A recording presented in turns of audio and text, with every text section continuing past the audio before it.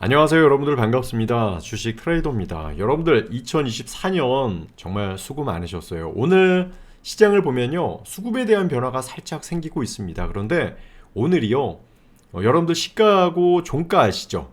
시가하고 종가 2024년 시가는 1월 달에 첫 장이 열렸을 당시에 이제 시가가 형성이 되는 것이고, 오늘은 뭘까요?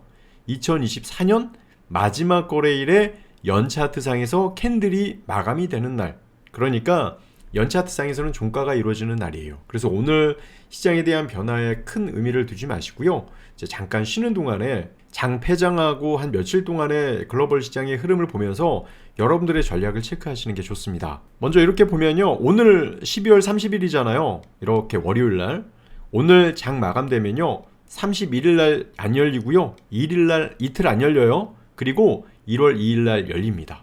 그러니까 이틀 동안에는 글로벌 시장에 대한 흐름을 읽어볼 필요가 있는 그런 모습이니까 이 부분 참고해 주시길 바라겠습니다. 일단 오늘 여러분들 대선주들이 여러 가지 이슈로 인해서 꿈틀대는 모습을 보여줘요. 특히 윤석열 대통령의 3차 출석 요구에도 불응이 나오면서요, 언제 어떤 결과가 나올지를 모르겠지만 공수처가 체포영장 검토하겠다라는 게 이제 아침 기사로 나왔거든요. 그런데 실제로 청구했다라는 기사가 나오면서 관련주들이 요동을 치는 모습을 보여줍니다. 내년에도 결국에 대선 인물주들에 대한 이슈가 가장 큰 이슈가 될 것 같으니까 이 부분 여러분들 좀 참고를 하시면서 전략적인 부분을 좀 고민을 해보실 필요가 있고, 2024년도는 어떻게 보면 제가 이제 연차트를 설명을 드렸는데, 이렇게 연차트를 보면 이제 코스닥이에요. 코스닥이 21%, 여기 보면 음봉이 나왔죠.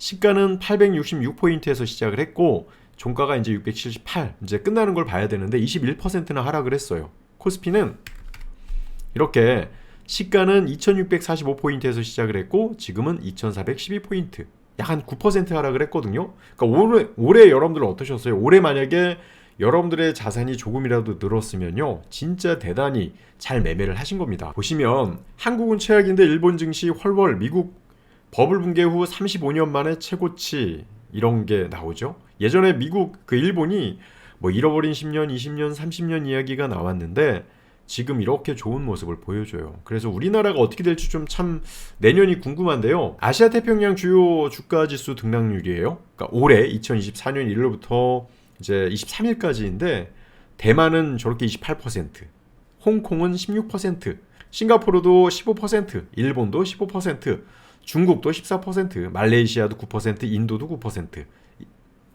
호주도 8%인데 인도네시아하고 우리나라 증시가 이런 하락을 보여줬어요. 어때요? 저희는 좀 좋기는 했거든요. 저희는 롱숏 매매를 통해서 올해 상당히 좋았고, 거기다가 지금 대선주 인물주들을 같이 이제 공유를 하고 있어서 지금 이제 앞으로의 이제 수익이 좀 기대가 되는 그런 모습인데, 아마 올해는 여러분들이 대단히 힘들었을 것 같아요. 내년에 저는 글쎄요 전망하기가 좀 어렵지만 또 상승하기 위해는 여러 가지 몇 개의 조건이 필요하거든요. 근데 그런 펀더멘탈들이 지금 시장에서 뭔가 긍정으로 돌아서지는 않고 있어요. 오히려 경제 지표들은 안 좋습니다. 여기서 우리가 돈을 더 풀 수 있을까? 그것도 아니고요. 그래서 이런 부분을 여러분들이 좀 잘 보실 필요가 있어요. 왜 우리나라가 이렇게 하락을 했을까? 정치적인 이유가 있었을까? 아니면 정말 우리가 알지 못하는 경제적인 문제가 있을까? 이런 걸 여러분들이 꼭 살펴보실 필요가 있겠고, 특히 이제 삼성전자를 보시면 삼성전자에서 지금 이렇게 상승할 듯 하면서 다시 매도가 나오는데, 제가 이걸 왜 보여드리냐면 오늘 우리 코스피 코스닥이 좀 변동성을 보여주잖아요. 이게 큰 의미가 없는 게요, 연차트로 잠깐 보여드릴까요? 연차트로 이렇게 보시면 지금 삼성전자가 이런 모습을 보여줘요. 안 좋죠? 제가 지난번에 여러분들께 차트 하나 보여드릴까요? 삼성전자인데 제가 이거를 지워드릴게요. 지난번에 같이 공부했던 부분이기도 하거든요. 근데 우리가 잘 살펴봐야 되는 게, 자, 한 번도 이제 삼성전자 우리나라 뭐 IMF 외환위기가 있고 나서 추세를 쭉 타요. 삼성전자가 실적이 상승을 하는 모습을 보여줬고, 그리고 금융위기가 있었고, 그 당시에 이제 미국에 대한 우리 IMF 외환위기 이후에 미국의 금융위기가 있었고, 유럽에 대한 신용경색도 있었고, 코로나도 있었는데, 보시면 요 그 파란색 보이시죠? 10년 이동 평균선 한 번을 이탈한 적이 없어요. 한 번을, 거의 진짜 정말 거의 30년 동안 한 번을 이탈한 적이 없는데, 보시면 이렇게 이탈을 했어요. 보이시죠? 제가 일부러 투명하게 했습니다. 이탈된 거 보이게 하기 위해서. 그러니까 지금 이게 올해 끝나면 이게 연차트니까 올해 양음이 되는 거예요. 그 초반에 꼬리를 달고 양이 되지 않으면 이건 하락 추세가 맞아요. 그래서 이거를 우리가 그냥 볼 게 아니라 왜 이렇게 움직이고 앞으로 우리 시장이 어떻게 흘러갈 수밖에 없는지를 봐야 되고, 우리나라의 제조업 반도체가 성장할 수 있었던 건 일본에 대한 경기 침체일 수도 있거든요. 지금 여러분들 제조업 지수라든지 제조업 그 수치들을 보면요, 일본하고 유럽하고 미국이 팽창하고 있어요. 우리는 제조업 국가임에도 불구하고 뭔가 지금 이제 저성장이라든지 경제적 밸런스가 맞지가 않은 그런 모습을 보이잖아요. 그럼 앞으로 어떻게 될 것인지를 우리가 전망해 볼 때 우리나라는 그렇게 좋을 것 같아 보이지는 않아요.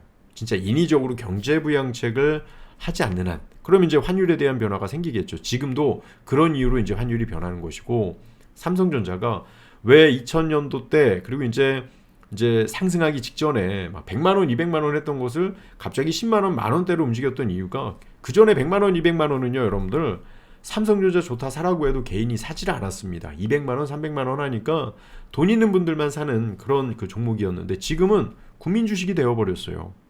왜 그랬을까 생각해 보면 이것 또한 분명한 이유가 있지 않았을까라는 생각도 들고, 연차트상에서 올려서 이제 끝나는 게 아니고 이대로 끝나고 내년 이제 1월 2일 날 시초가가 바로 또 53,000원 구간에서 시작을 하고 돌파하지 못하잖아요. 그럼 이건 하락 추세입니다.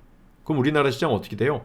안 좋아질 수 있는. 그래서 오늘 이제 시장이나 지수가 변동성을 움직이는 것은, 변동성을 좀 보여주는 것은, 보통 시가와 종가는 저는 이제 공부를 할 때 이거는 뭐 우리 개인 투자자들이 만드는 지표는 아니다 이렇게 생각을 해요. 특히 이제 이렇게 지표가 시장 시가총액이 높은 것들은 말이죠. 그래서 오늘 같은 종가는요, 어떠한 지수를 만들던 간에 뭐 그렇게 큰 의미를 두지 않고 한 이틀 동안 글로벌 시장에 대한 흐름을 보면서 내년의 시초가를 보고, 그리고 꼬리를 어떻게 달고 방향을 어떻게 잡느냐에 따라서 그 해의 연차트의 연 캔들이 양봉으로 만들어질지 음봉으로 만들어질지가 나옵니다. 자, 연차트에서 양봉이면 1차트에서 뭐예요? 상승 추세. 자, 연차트에서 음봉이면 1차트에서 뭐예요? 하락 추세가 되는 거죠. 그렇게 이제 전망을 하는데, 이제 삼성전자가 이렇게 올라가지 못하는 모습들은 좋지가 않고, 1차트로 잠깐 보더라도 지금 현재 뭔가 좀 움직여줘야 되는데 전혀 움직임이 없어요. 그나마 상승하지 못하고 어느 정도 좀 방어를 해준다라고 하면 현 상태에서 그냥 횡보해주는 모습들, 뭐 그런 모습들이 있거나, 아니면 진짜 엔비디아, 우리 그 AI 관련해서 실적 모멘텀이 있어야 되는데 그런 모습이 없습니다. 그러기 위해서는 외국인들이 들어와야 되는데 외국인들이 오늘은 코스피는 또 매도를 해요.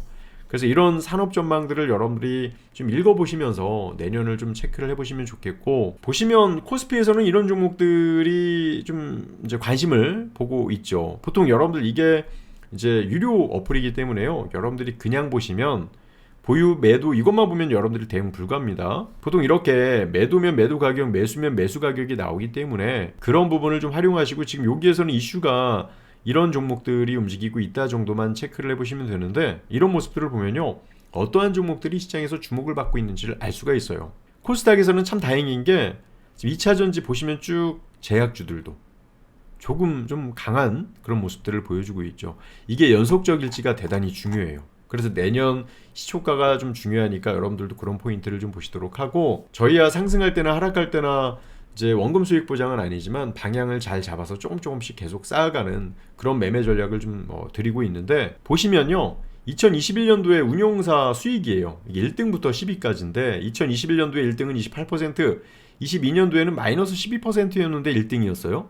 23년도는 시장이 좋았죠. 34%. 그리고 올해는 1등이 7%고 뭐 5등, 6등, 7등, 8등, 9등, 10등이 마이너스인데도 불구하고 올해는 이런 수익이 이제 등수에 있었다. 제가 이걸 왜 보여드리냐면, 저희는 이 기준으로 늘 1등을, 목표는 이제 목표 수익을 이야기하면 이제 불법이니까 내년에 어떤 이야기가 나올지 몰라서 항상 이렇게 1등을 생각을 하면서 이제 공부를 하는데, 데이터상에서는 상당히 항상 늘 1위부터 10위까지 있었던 것 같아요. 올해는 올해 1년 동안의 누적 수익을 봤을 때는 1등을 넘어섰고요. 공부방 회원 전용에서 하는 이 부분은 월급처럼 또는 연금처럼 받을 수 있는 방법이 없을까라고 생각해낸 게 지수가 상승하면 그대로 수익을 내고요. 지수가 하락하면요. 또 그만큼 또 수익을 낼 수 있는 게 있습니다. 롱숏이라고 표현을 하고 이거를 분석하고 이거를 연구를 하면서 저는 여기에 모든 진리가 다 있다라고 생각을 한 거죠.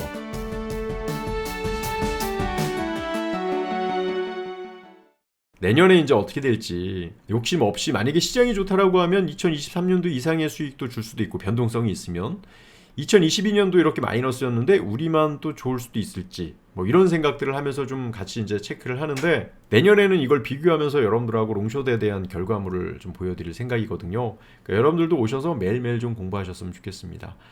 진짜 한 해 정말 수고 많으셨고 오늘 이제 종목들이나 대형주들에 대한 움직임에 대해서 큰 의미를 두시는 분들이 많으실 텐데요. 오늘은 다시 말씀드리지만 연차트상에서 종가다. 그리고 이제 내년의 시가가 중요하기 때문에 그 시가에 따라서 연차트가 양봉이냐 아니면 음봉이냐에 따라서 주식에 대한 방향이 결정이 되기 때문에 오늘에 대한 것은 크게 의미 두지 마시고요. 전략적인 흐름에 대한 고민만 좀 하셨으면 좋겠어요. 올해 뭐 저희는 좀 그래도 괜찮았는데 여러분들은 어떠셨을지 모르겠습니다. 연초는 제가 볼 때는 조기 대선이 진행이 되면 대선주들에 대한 이슈가 대단히 클 것 같으니까요. 그런 부분도 여러분들이 어떤 것들을 공부를 해야 되는지 미리 체크를 좀 해보시길 바라겠습니다. 그런 거 잘 모르시면 오셔서 매일매일 공부하시고요. 내년에는 미국 주식 그리고 코인까지도 이제 경제TV와 협업을 해서 개발을 하고 그 서비스를 좀 진행을 할 것 같아요. 그러니까 여러분들 내년엔 올해보다 더 좀 편하게 수익을 낼 수 있고 편하게 주식을 투자할 수 있고 또 이제 제 목표가 주식 공부를 여러분들이 하지 마라. 이제 세상이 좀 바뀌고 있으니까 제가 다 한다. 뭐 그런 이제 개념으로 제가 더 열심히 노력하고 개발을 하고 있는데 내년에는 진짜 그런 일들이 많았으면 좋겠네요. 한 해 정말 수고 많으셨고요. 내년에는 올해보다 더 좋은 결과가 있기를 기대해 보도록 하겠습니다. 진짜 2024년 정말 수고 정말 많으셨습니다. 감사합니다.